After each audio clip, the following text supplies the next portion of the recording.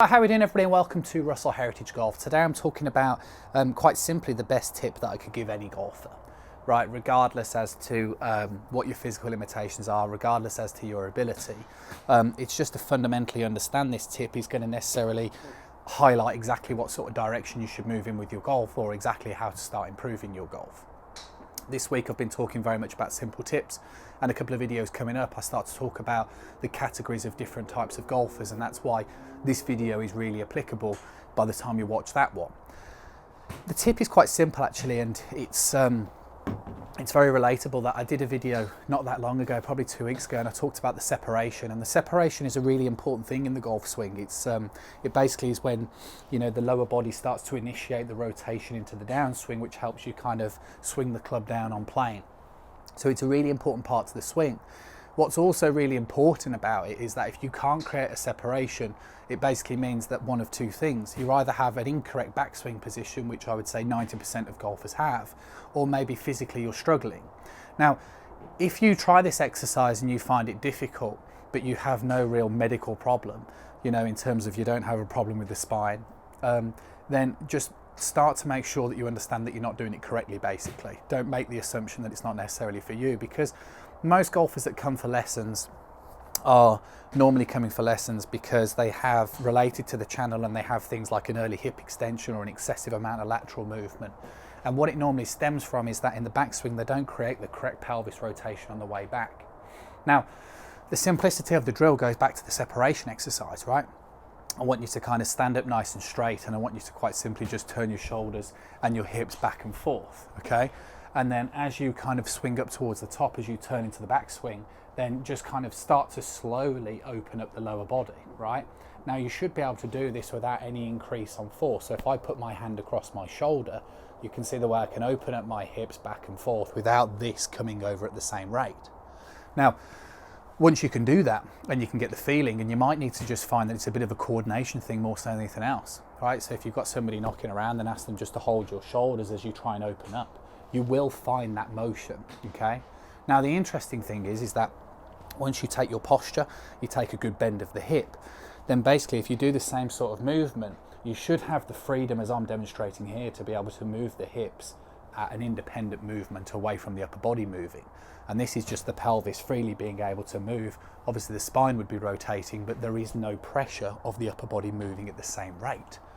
Now, the reason why I say it's interesting is because if I incorrectly load on the way back, or if I just incorrectly move, so let's say I sway, right? And now if I try and separate, what you can start to see is that my shoulder moves at the same rate. It doesn't matter how slowly I try and do this movement. If I'm in the wrong position, I can no longer create a separation. Another common one is if we kind of spin, right? So if I kind of spin and I basically turn and use this as a pivot and I end up in this sort of position, then it's going to be exactly the same thing. As soon as I try and independently move my lower body, my shoulder is going to increase the pressure against my left hand, and it becomes impossible to do. So most golfers struggle with basic things normally, from posture, right?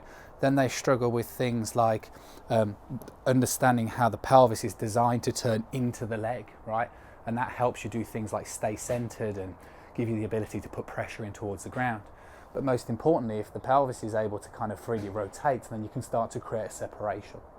Now, like I said, if you're a golfer, right, who has literal physical limitations around the spine, then obviously you are exempt from this. And that means that as you start the downswing, it doesn't matter how hard you try, you are going to work with your hips and your shoulder at the same rate of rotation, which means you need to make a conscious effort to really pull your arms down. Other golfers who can create the separation basically means that this is what's going to help you drop the club down, okay?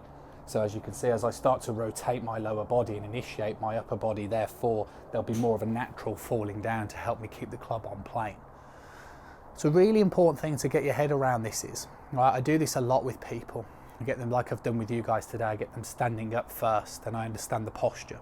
You know, I get them kind of turning this way. If you get the posture wrong, then I'll ask them to demonstrate a rotation by tucking your hips underneath. All of a sudden it becomes impossible, if not really, really hard work. Then we do it without a club, hands across the shoulders, and we just start to move the lower body independent. And it's amazing how many people initially start to struggle. So I associate everyone who watches this video might struggle to start off with. But it is genuinely my best tip for a lot of the golfers that are watching this channel. You're watching this channel because hopefully you're starting to get the message that I'm portraying across, which is basically that in golf there are a number of variables, right? Because there's so much things that can move, from forearms, general biomechanics of us, our just general makeup are all slightly different. So that's why golf swings will look different.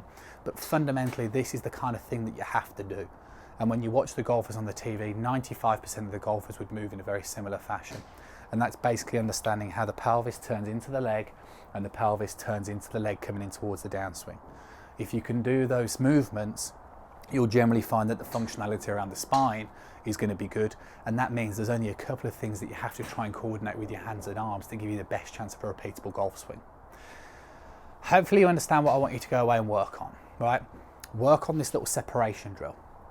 If you don't understand the importance of the separation, then I'd definitely highlight the fact that I'd go and watch the separation exercise. This is genuinely probably my best piece of advice. I think I could give a generically piece of advice to every golfer. The golf swing is different for different people, but this is one of the things that you definitely want to aspire to do. Have a go with it, right? Do it exactly the same process of what I've been talking about. If you find it difficult, then be patient with it, go back to it and keep working on it. Just to highlight, what you're trying to do is you're trying to have the ability to open up your hips without any increase in pressure on the shoulder. So you need the ability to separate. Not only is it teaching the separation, but it basically means that your backswing position, you're rotating the hips correctly, which is why it's my best piece of advice. It highlights the backswing position and it highlights the transition. And if it highlights the transition, it gives you the best chance of rotating through the ball. Hopefully you enjoyed the video. Always appreciate a thumbs up and a like. In the comments box below, it'd be great to hear from you, in terms of, if you can demonstrate it, let me know how you get on with it. This is kind of like, again, my best bit of advice for you generically. So it'd be great to get your feedback after this video. It's also absolutely free to press the subscribe button, and you know that, right? So press the bell icon as well, means you'll receive notifications every time a new video comes out. What's also absolutely free, trying to help as many golfers as I can, is where you can send your swings into the channel. I basically do an annotation, up to 60 seconds, basically highlighting what golf is doing correct. And if you watch that feed, you'll generally see it's the same sort of thing as this. I talk a lot about golfers who struggle to load or struggle to turn correctly on the way back, and it leads to problems, which is why this video is really important, to try and make sure that you can demonstrate it. Something I'm sure that we'll definitely come back to on this. That's it for now. Always appreciate a thumbs up, like I mentioned earlier, and I'll catch up with you guys soon.